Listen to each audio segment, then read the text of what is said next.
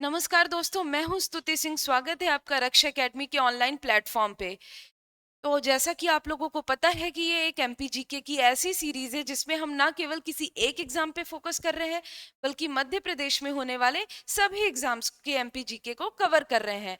अब ये बिल्कुल नया समय है। आप लोगों को पता है, हम लोग पहले हमारी मुलाकात होती थी सुबह 8 बजे, जो कि मैं देख रही हूँ सर्दियों के कारण बहुत सारे लोग नहीं आ पा रहे हैं। तो हमने सोचा कि ठीक है, क्लास की टाइमिंग चेंज करते हैं। अब आप अपने लिए कुछ नहीं कर पा रहे हो तो हम तो आपके लिए कुछ कर ही सकते हैं। तो आज से हमारी एमपीजीके की क्लास आपको मिलेगी कितने बजे? रोज दोपहर में 2 बजे। और उसके जस्ट बाद आप लोगों को कौन सी क्लास मिलेगी? एमपीजीके की एमसीक्यू वाली क्लास, जिसके बारे में आप लोग लगातार पूछते आ रहे हो हमेशा से कि है ना, हमने शुरू में वादा किया था कि एमसीक्यू क्लास आएगी, तो बस आज ही से आ रही है। बस इस वीडियो के बाद बने रहिएगा, 3 बजे से वो वाली आएगी वीडियो। कौन सी? एमसीक्यू वाली, जो आपकी रिवीजन क्लास होगी, है ना। क्लास फर्स्ट में जो पढ़ा था वहां से लेकर एमसीक्यू की बात की जाएगी। लाइन से जो जो टॉपिक पढ़े हैं आप, उसको कवर किया जाएगा, ठीक है। तो अब देख लेते हैं कि हम लोग इस सीरीज के थ्रू कौन कौन से एग्जाम्स को कवर करने वाले हैं। तो सबसे पहले हम लोग कौन से एग्जाम्स को कवर कर रहे हैं ये देखते हैं। तो कौन सा एग्जाम सबसे पहले? तो सबसे पहले हमारे यहाँ दो संस्थाएं हैं जो एग्जाम कराती हैं। कौन कौन सी आपको पता है क्या? एक एमपीपीएससी और दूसरी व्यापम या फिर पीईबी। ठीक है, तो व्यापम एमपीपीएससी द्वारा कराए जाने वाले एग्जाम कौन कौन से हैं वो देखते हैं। सबसे पहले क्या? एमपीपीएससी प्रीलिम्स, ठीक है। उसके अलावा MPPSC ADPO, MPPSC DSP radio, MPPSC A मतलब असिस्टेंट इंजीनियर। और उसके अलावा अगर पीबी या व्यापम की बात करें हम लोग, तो क्या क्या आ रहा है इसमें?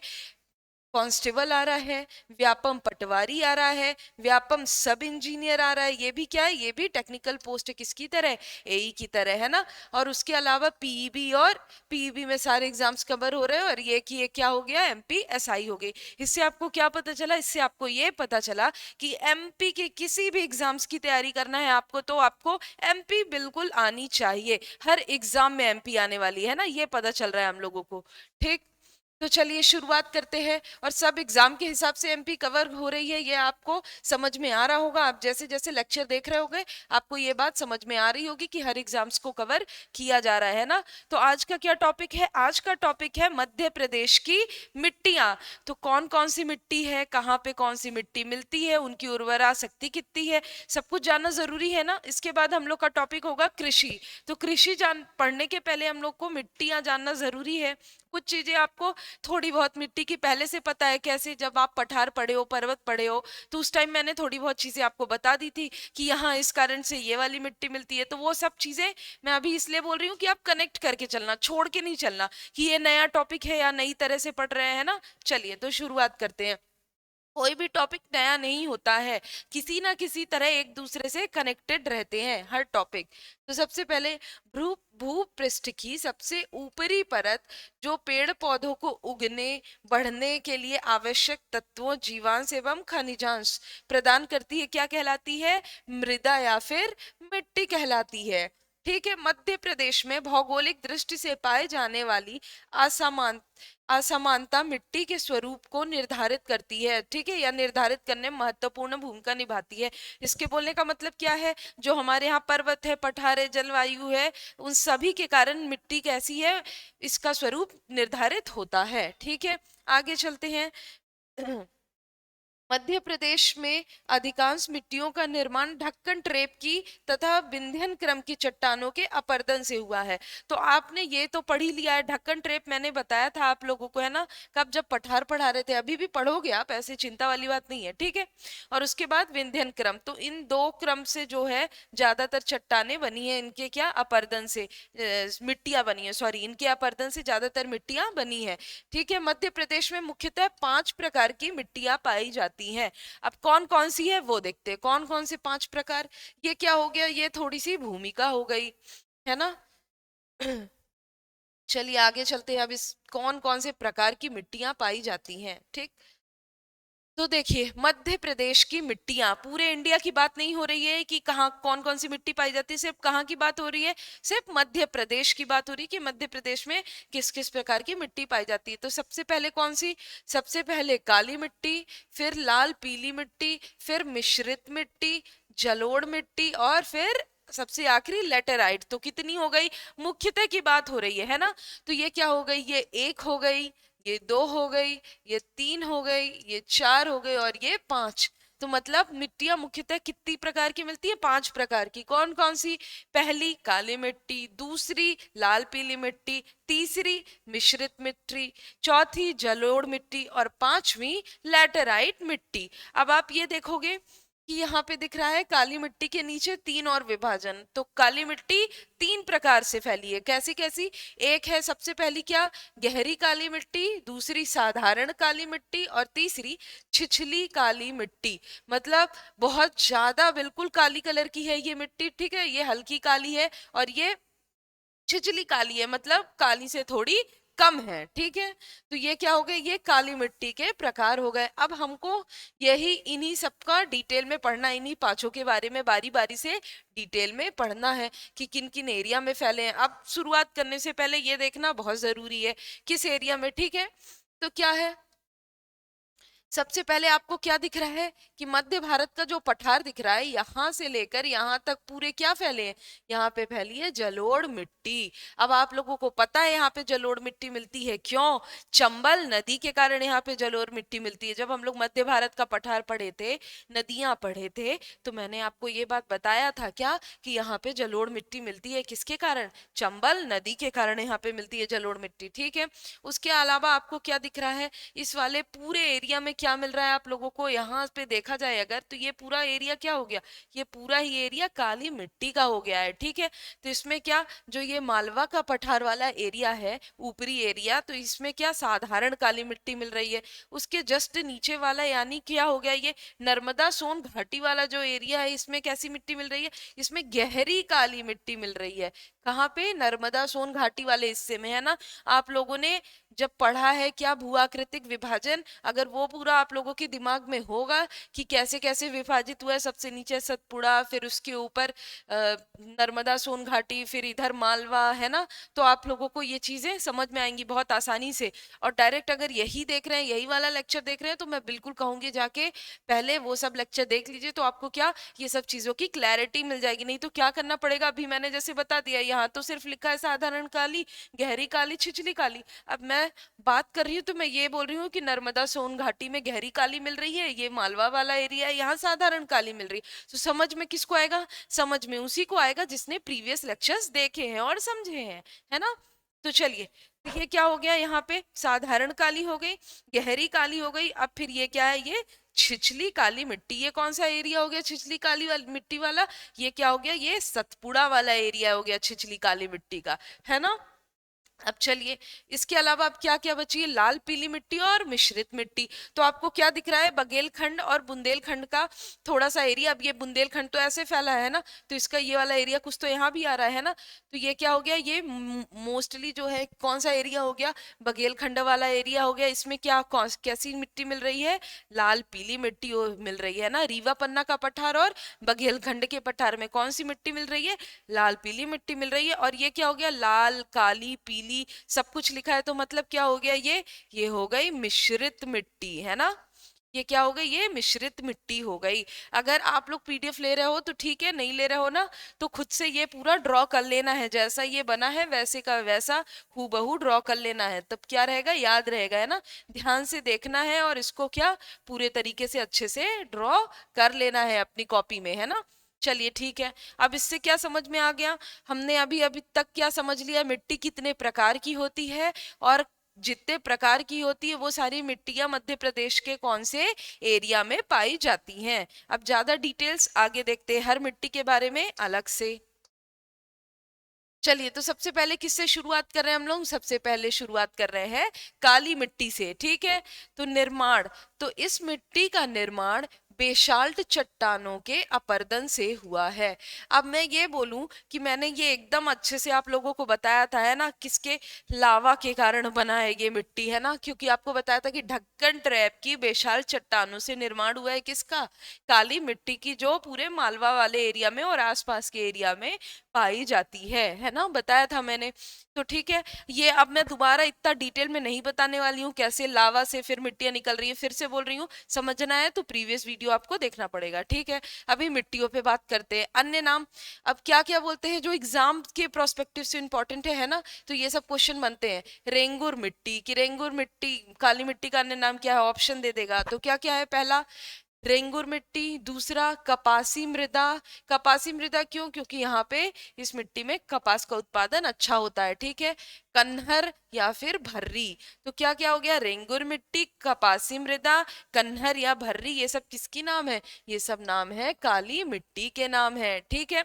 अब क्षेत्रफल, यह मध्य प्रदेश के लगभग 47.6% भाग पे पाई जाती है। कितनी, 47.6% भाग पे पाई जाती है।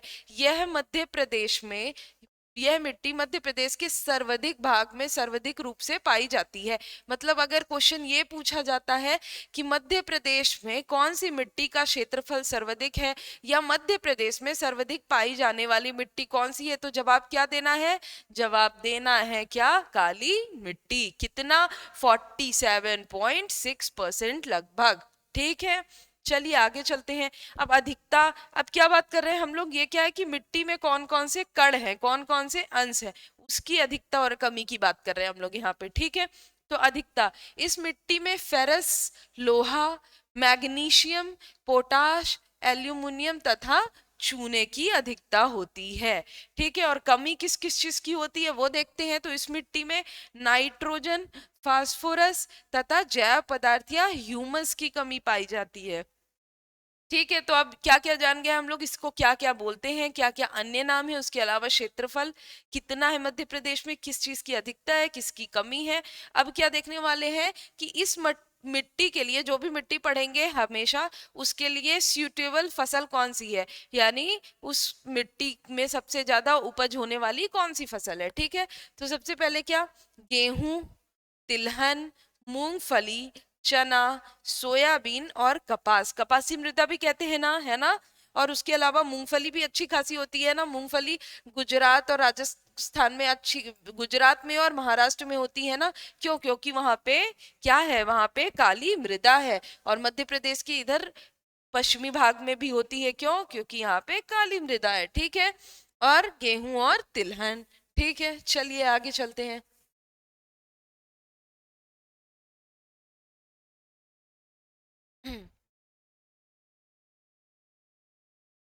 अब क्या क्या पढ़ना है इस मिट्टी के बारे में, काली मिट्टी के बारे में, बहुत इंपॉर्टेंट है काली मिट्टी, क्यों, क्योंकि मध्य प्रदेश के सर्वाधिक क्षेत्रफल में पाई जाती है ना, तो इसकी हम लोग जो भी पढ़ाई करेंगे बहुत डिटेलिंग में करेंगे, है ना, सब कुछ। इस मिट्टी में जल धारण करने की क्षमता सर्वाधिक होती है, मतलब सबसे अधिक जल रखने की क्षमता होती है। अगर जल मिला या बारिश से या सिंचाई से किसी प्रकार से, तो अपने पास ज्यादा समय तक रख सकती है बाकी मिट्टी के कंपेयर में, ठीक है। इसलिए इसे स्वतः कृषि मृदा भी कहते हैं, ठीक है। अगर किसी कोई मिट्टी अपने अंदर जल रखी हुई है तो वो क्या, उसमें नमी रहेगी, है ना, तो उसके में इतनी जुताई की आवश्यकता नहीं पड़ेगी, है ना। क्यों, जुताई क्यों की जाती है, कि पूरी मिट्टी ऊपर नीचे हो जाए, है ना, जो जो भी बने हैं सब सही हो जाए, जो नीचे के पोषक तत्व ऊपर आ जाए, है ना।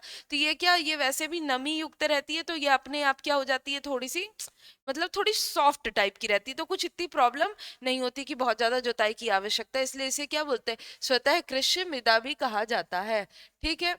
यह मिट्टी काले रंग, इस मिट्टी के काले रंग का कारण लौह तत्वों की अधिकता है। लौह तत्वों के कारण क्या होता है, इस मिट्टी का रंग काला होता है। यह मध्य प्रदेश में 3 स्वरूपों में पाया जाता है। आप लोग ऊपर ही पढ़ लियो, किसमें किसमें, गहरी काली, साधारण काली और छिछली काली, ठीक है। अब आपको ये भी एरिया भी पता चल चुका है ना, कि किस एरिया में गहरी काली, कहाँ साधारण काली। अब उसके बारे में थोड़ा सा पढ़ लेते हैं ना। तो सबसे पहले क्या, गहरी काली मिट्टी, तो यह मिट्टी मुख्य रूप से नर्मदा घाटी, अब देखिए उसमें पूरा मैपिंग किया था तो मैंने बता दिया था यहाँ पे क्या आएगा, देखिए वही चीज लिखा है, क्या क्या, नर्मदा घाटी, मालवा तथा सतपुड़ा के कुछ पश्चिमी भागों में पाई जाती है। इसका विस्तार मध्य प्रदेश में लगभग 3.5% है। कितना है, ये सिर्फ गहरी काली की बात हो रही है, पूरी काली की नहीं, पूरी काली की तो आपने ऊपर देखा है ना, सबसे अधिक है। फिर दूसरा क्या, साधारण काली मिट्टी, यह मिट्टी मुख्य रूप से मालवा के पठार का संपूर्ण उत्तरी भाग तथा निमाड़ के कुछ क्षेत्र में पाई जाती है, ठीक है। इसका विस्तार मध्य प्रदेश के लगभग 37% भाग पे, तो सारी काली मिट्टी में, तीनों काली मिट्टियों में सर्वाधिक कौन सी पाई जा रही है? साधारण काली मिट्टी पाई जा रही है ना। कितनी? लगभग 37%। ठीक है। इस मिट्टी का रंग भूरा अथवा काला होता है। क्या होता है? भूरा या फिर काला होता है। चलिए आगे चलते हैं।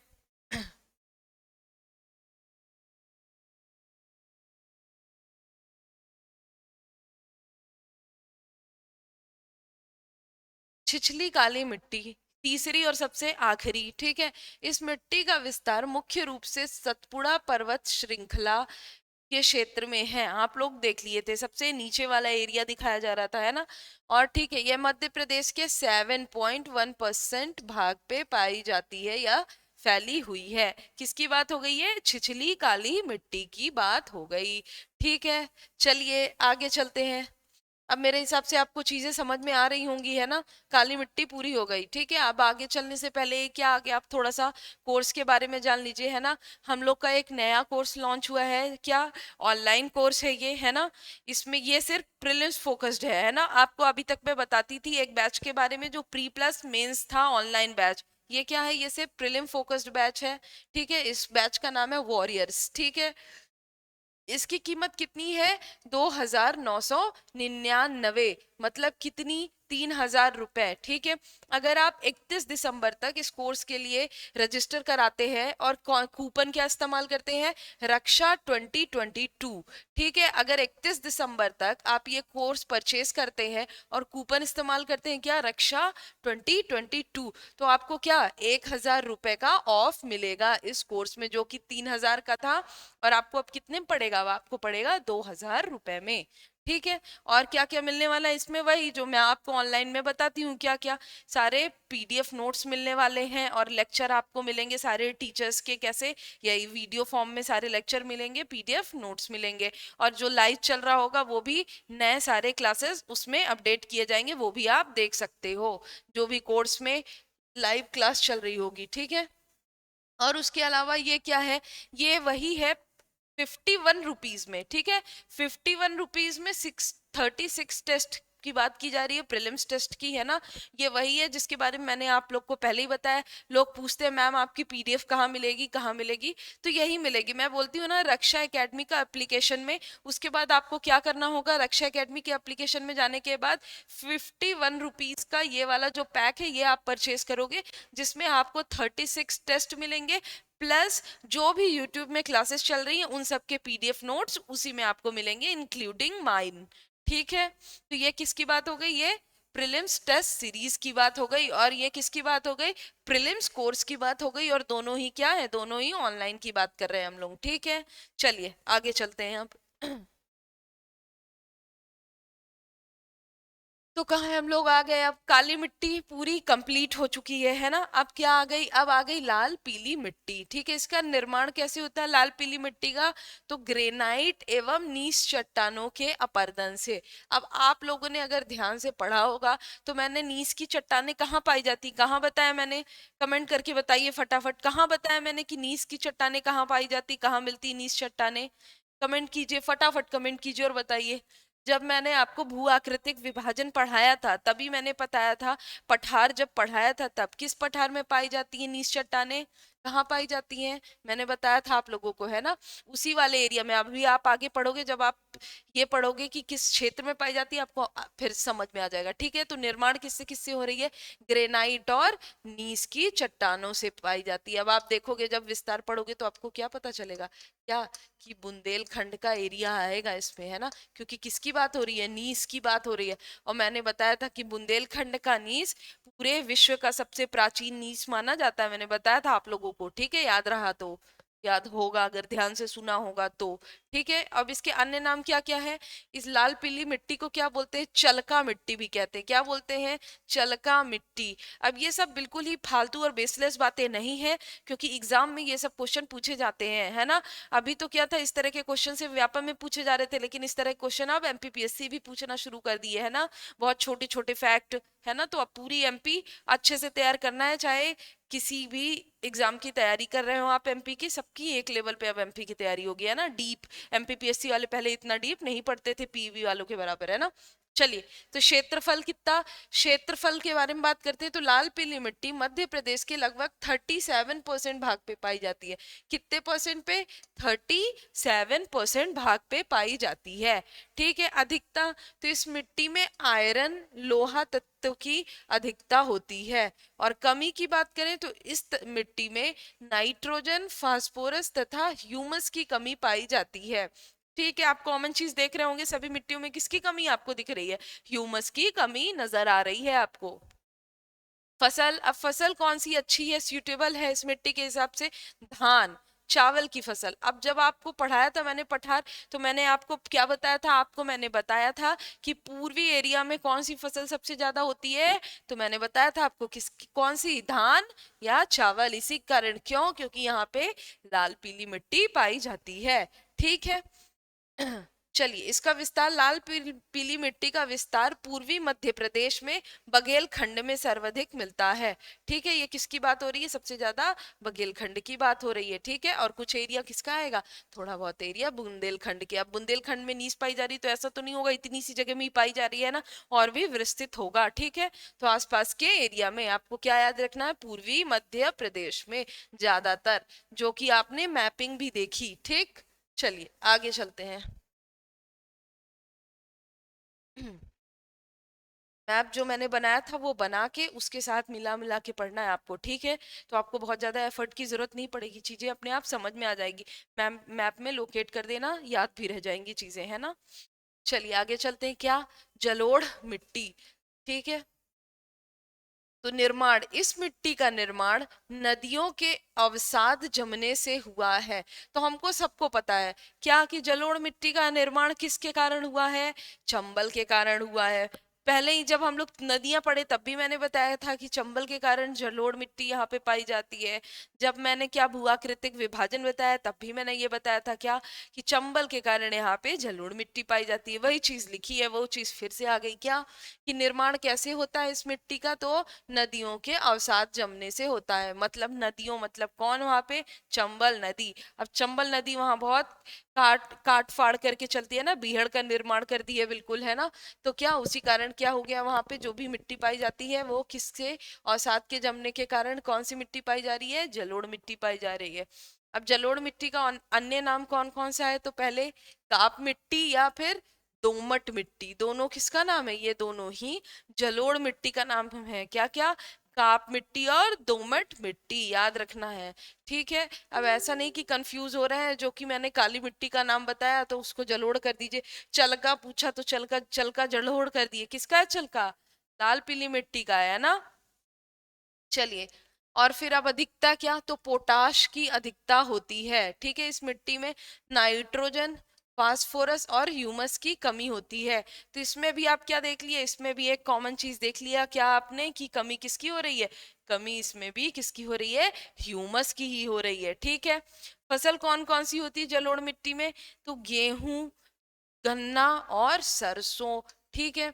आप लोग सब पढ़े हो क्या, कि मध्य भारत की जो, मध्य भारत को क्या बोलते हैं? सरसों को, सरसों की हांडी बोलते हैं मध्य भारत क्षेत्र को, जहाँ पे क्या मिलती है? जलोढ़ मिट्टी। जहाँ से क्या निकलती? चंबल निकलती है, जिस कारण जलोढ़ मिट्टी होती है। तो यहाँ पे कौन सी फसल हो रही है? सरसों की, है ना। अब मैं जो ये सब बोल रही हूँ, जो लोग सिर्फ ये क्लास देख रहे होंगे वो कनेक्ट नहीं कर पाएंगे, जो पहले क्लास देखे हैं वो कनेक्ट करेंगे चीजें, कि मैं क्यों बोल रही हूँ, है ना। आपका रिवीजन हो रहा है मेरे ये बोलने से। चंबल के मार्ग में इसका विस्तार है। ठीक है। अब विस्तार पूछ रहा है कहाँ से कहाँ तक है, तो क्या लिखा है? चंबल के मार्ग में इसका विस्तार है। मुख्यतः कहाँ? भिंड, मुरैना, श्योपुर, ग्वालियर और शिवपुरी वाले एरिया में। वही कौन सा? मध्य भारत के पठार में, जिसको क्या बोलते हैं? जिसको बोलते हैं सरसों की हांडी। तो अपने आप आपको पता चल गया, एक प्रमुख फसल तो कौन सी होगी? एक प्रमुख फसल तो सरसों होगी ही होगी।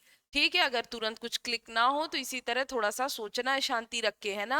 और फिर आपको आंसर अपने आप मिल जाएगा। क्यों? क्योंकि आपने कहीं ना कहीं मिला पढ़ा हुआ है। ऐसा नहीं है कि आप डायरेक्ट नहीं पढ़े हो, इसका मतलब वो चीज आपने नहीं पढ़ी है। एग्जाम में आने वाली हर चीज आपने कहीं ना कहीं पढ़ी है 100%, अगर आपने थोड़ी ढंग से पढ़ाई की है। ठीक है।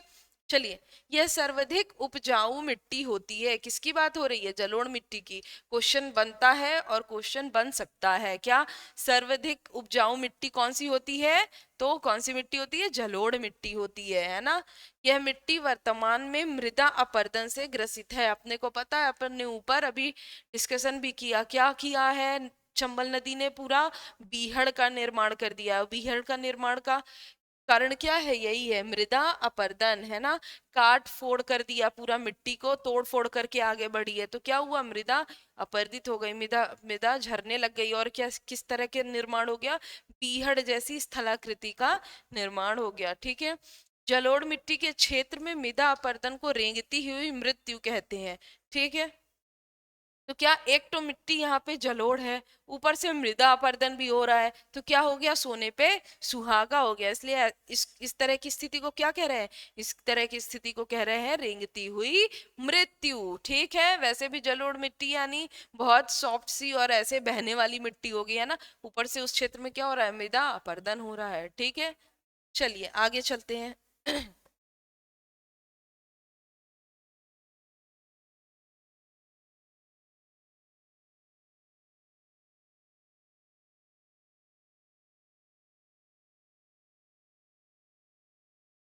तो ये किसके बारे में आप लोगों ने पढ़ा है अभी? ये आपने पढ़ा है किसके बारे में? जलोढ़ मिट्टी के बारे में। अब कौन सी मिट्टी आ गई? मिश्रित मिट्टी। किस किस मिट्टी के बारे में आप लोगों ने पढ़ लिया? काली मिट्टी पढ़ ली, लाल पीली मिट्टी पढ़ ली, ठीक है, और जलोढ़ मिट्टी पढ़ ली। अब ये चौथी मिट्टी है, आपको 5 पढ़नी है ना। तो ये मिश्रित मिट्टी है। उसके बाद आप क्या पढ़ने वाले हो? उसके बाद आप लोग पढ़ोगे लैटेराइट मिट्टी, जो कि सबसे आखिरी मिट्टी होगी। ठीक है। चलिए, तो मिश्रित मिट्टी मध्य प्रदेश के कई क्षेत्रों में लाल पीली तथा काली मिट्टी मिश्रित रूप से पाई जाती है। कौन सा वाला एरिया है मिश्रित मिट्टी वाला? मैंने आपको दिखाया था कैसे फैला है। इस तरह लंबा लंबा सा फैला है। एक बार देख लेते हैं ना पीछे चल के। ठीक है, आपको समझ में आएगा।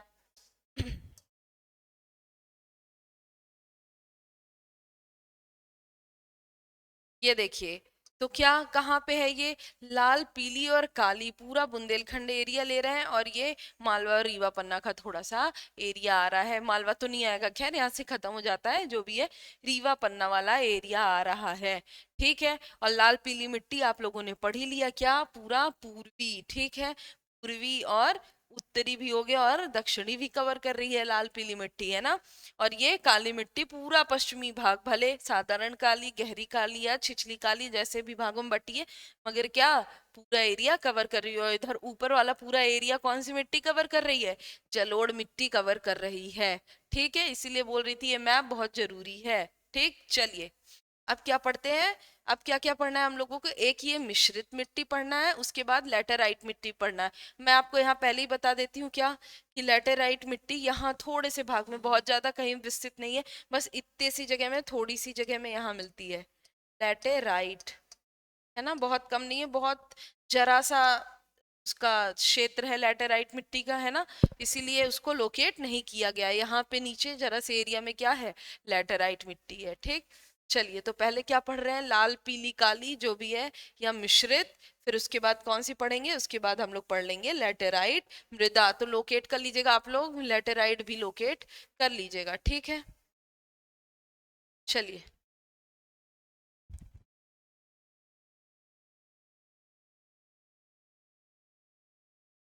लाल पीली काली जलोढ़। अब आ गए कहाँ पे? मिश्रित मिट्टी में आ गए हम लोग। ठीक है। तो मिश्रित मिट्टी मध्य प्रदेश के कई क्षेत्रों में लाल पीली तथा काली मिट्टी मिश्रित रूप में पाई जाती है। इसको क्या कहते हैं? इसको कहते हैं मिश्रित मिट्टी। ठीक है। क्षेत्रफल, यह मिट्टी मध्य प्रदेश के लगभग 10% भाग पे विस्तृत है। मतलब बहुत ज्यादा नहीं है, केवल 10% भाग पे विस्तृत है। अधिकता, इस मिट्टी में आयरन की प्रचुरता होती है। मतलब सबसे ज्यादा क्या होती है इस मिट्टी में? आयरन होता है। ठीक है। कमी, तो इसमें नाइट्रोजन, फास्फोरस तथा कार्बनिक पदार्थों की कमी होती है। किस मिट्टी की बात हो रही है? मिश्रित मिट्टी की बात हो रही है। फसल कौन कौन से इसमें पाए जाते हैं? तो इसमें फसल गेहूं, धान, मक्का और तिल, इसकी ये सब क्या है, ये सब इसकी प्रमुख फसलें हैं। ठीक है। विस्तार कहाँ है, तो बुंदेलखंड और विंध्य क्षेत्र में इसका विस्तार मिलता है। आप लोगों ने देख लिया पूरा बुंदेलखंड वाला एरिया कवर करते करते विंध्य क्षेत्र का एरिया कवर कर रहा है। ठीक है, जिसमें थोड़ा बहुत मैंने आपको बोला कि कौन सा रीवा पन्ना वाला क्षेत्र आएगा, है ना, पठार की अगर बात करें तो। ठीक है, चलिए, तो ये किसकी बात हो गई आपकी, ये आपकी बात हो गई मिश्रित मिट्टी की बात हो गई आपकी। ठीक है, चलिए आगे चलते हैं अब। अब किस मिट्टी की बात कर रहे हैं हम लोग, लेटेराइट मिट्टी की बात कर रहे हैं, लेटेराइट मृदा की बात कर रहे हैं। वही जिसके मैंने बताया कि क्या क्षेत्रफल बहुत ही कम है। किनारे मैंने थोड़ा सा लोकेट कर दिया, कितनी, इधर काली मिट्टी थी अपना, गहरी काली, साधारण काली और ये सब था। ठीक है, और इधर क्या थी, इधर थी लाल पीली मिट्टी। तो इसी के बीच में मैंने क्या वो बता दिया कि इतने में थोड़े से एरिया में क्या हो गया, थोड़े से एरिया में क्या है, लेटेराइट है, बहुत ज्यादा नहीं है इसका एरिया, इसलिए मैंने लोकेट नहीं किया था। आप लोग लोकेट करना चाहते हो तो लोकेट कर लो अपने समझने के हिसाब से। ठीक है, तो लेटेराइट मिट्टी क्षेत्रफल कितना है, ये लगभग 3% भाग में पाई जाती है। सिर्फ कितने में, 3%, यानी बहुत ही कम। समझ में आ रहा होगा आपको, है ना। विस्तार कहाँ पे है, विस्तार मुख्यतः दो ही जगह में आपको नजर आ रहा है, दो जिलों में, कहाँ कहाँ, छिंदवाड़ा और बालाघाट। यहाँ नीचे वाला एरिया मैंने ऐसे बताया था कि इतने में ही पाया जाता है ना, तो क्या होगा, वहां पे छिंदवाड़ा और बालाघाट आ रहा है ना। और फसल, इसमें फसल कौन से होते हैं, इसमें मोटे अनाज होते हैं। बहुत अच्छी मिट्टी नहीं होती है ना, ज्यादा उपजाऊ मिट्टी नहीं होती है, इसलिए अच्छी फसल भी यहाँ पे नहीं होती है। तो कौन से मोटे अनाज, ज्वार और मक्का की बात करते हैं। ठीक है, अधिकता, तो इसमें आयरन व एल्यूमिनियम की अधिकता होती है। और कमी किसकी होती है, फिर से उसी की, किसकी, ह्यूमस की कमी होती है इसमें भी। यह सबसे कम उपजाऊ मिट्टी है। मैंने अभी बोला है ना क्या, कि यह सबसे कम उपजाऊ मिट्टी होती है। ठीक, तो ये है क्या, आज आप लोगों ने पूरा कंप्लीट क्या पढ़ लिया, ये आप लोगों ने कंप्लीट पढ़ लिया पूरी मिट्टी चैप्टर, पूरा क्या पढ़ लिया आप लोगों ने, मध्य प्रदेश की मिट्टियां। तो क्या क्या, मध्य प्रदेश में कितनी प्रकार की मिट्टियां पाई जाती हैं, तो 5 प्रकार की मिट्टियां पाई जाती हैं। कौन कौन सी, काली मृदा, लाल पीली मिट्टी, जलोढ़ मिट्टी, मिश्रित मिट्टी, और फिर एक कौन सी, ये लेटेराइट मिट्टी। ठीक है, काली मिट्टी भी 3 भागों में बांटी गई, किसमें किसमें, गहरी काली, फिर साधारण काली, और तीसरी कौन सी, छिछली काली। सबसे ज्यादा उपजाऊ मिट्टी कौन सी होती है, तो जलोढ़ मिट्टी होती है। और मध्य प्रदेश में क्षेत्रफल की दृष्टि से सबसे अधिक कौन सी मिट्टी पाई जाती है, तो कौन सी मिट्टी पाई जाती है सबसे ज्यादा, काली मिट्टी पाई जाती है। आप लोगों ने पूरा देख लिया कि पूरा मालवा वाला पूरा एरिया कवर कर रहा है। मालवा पठार कितना है, सबसे बड़ा पठार है। मालवा के अलावा उसने सतपुड़ा और नर्मदा सोन घाटी वाला एरिया भी कवर किया है। तो ये क्या बात हो गई आपकी, ये बात हो गई मिट्टी की आपकी। अब नेक्स्ट टॉपिक आपका क्या रहेगा, आपकी नेक्स्ट टॉपिक रहेगी कृषि, है ना। इसलिए पहले आपको मृदा पढ़ा दिया गया, इससे कि आपको बहुत, जब मृदा पढ़ाया मैंने तो सबके साथ ये लिखा दिया है कि फसल कौन सी मृदा पे ज्यादा अच्छे होते हैं, तो आपके लिए वैसे भी थोड़ा सा इजी हो गया है। ठीक है, अब जैसे ही ये खत्म होगा लेक्चर, उसके थोड़ी देर बाद 3 बजे से कौन सा लेक्चर आने वाला है आप लोगों का, एमसीक्यू वाली सीरीज स्टार्ट होने वाली है ना। तो इसी तरह बने रहिए, जुड़े रहिए, और जैसे आप इस लेक्चर को देखते हो एमसीक्यू वाले भी लेक्चर को देखिए, है ना। क्यों, क्योंकि उससे आपको ये पता चलेगा एग्जाम में कैसे क्वेश्चंस बनते हैं, और आपका रिवीजन होगा, है ना। और जो चीजें भूल रहे हो आप, उसके बारे में भी आपको याद आ जाएगा, है ना। क्यों, क्योंकि अब मैं उसमें शुरुआत से बता रही हूँ पूरे एमसीक्यू में, जो आपने शुरू के में पढ़े हैं। आज हमारा 16-17 लेक्चर हो गया है ना, तो वो पहले की बातें हो जाएंगी। तो देखते हैं कितनी चीजें याद है, कितनी भूल गई। उसमें लगातार आपको कमेंट करके आंसर बताना है प्रीमियर टाइम पे, ठीक है। तो इसीलिए वो टाइम थोड़ा लेट रखा गया है, और इस क्लास को भी इधर शिफ्ट कर दिया गया है, जैसे आप लोग देख सकें कब, प्रीमियर के टाइम पे, है ना, जबकि एमसीक्यू का जवाब दे सकें। ठीक है, तो जैसे ही ये क्लास पसंद करते हैं, उस क्लास को भी पसंद करिए, देखते रहिए, हमारे साथ जुड़े रहिए। और मेरी ये जो सीरीज है एमपी की, और मेरा जो ये कंटेंट है, अगर आपको अच्छा लग रहा है तो अपने दोस्तों से शेयर करें, और देखते रहें, लाइक करें। धन्यवाद।